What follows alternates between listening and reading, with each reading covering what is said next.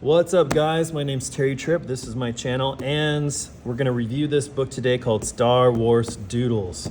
It's kind of a fun book. It's in a cute style, and let's go ahead and do what we do here on this channel. We flip through every single page of this book, so you can decide if you want to purchase this book before dedicating your hard-earned money to it. So what is this book exactly? This is a book with half-finished artwork, and it gives you, as the artist, the opportunity to go in and to finish the artwork any way you see fit. So if you're a person with a good sense of humor and a good sense of creativity and a love for Star Wars lore, this is probably the book for you. Now, we have Star Wars Day coming up here pretty soon. May the 4th be with you. So this could be a good book to buy for that. Now, if you don't know, I'm a high school art teacher. I teach visual arts on the high school level. So I like to review these books so that my students and anyone else out there on the web can see what they're purchasing before they purchase them.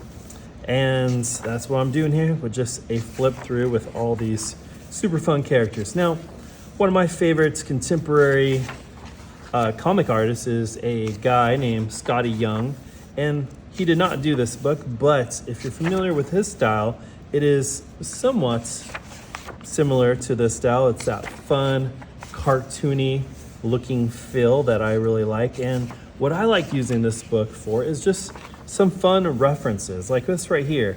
This is kind of a fun little reference. You can do some neat stuff like that. And you can also, fill in the scene and complete it. As you can see, I don't really enjoy that as much, but I do like sketching these characters out in my own sketchbook.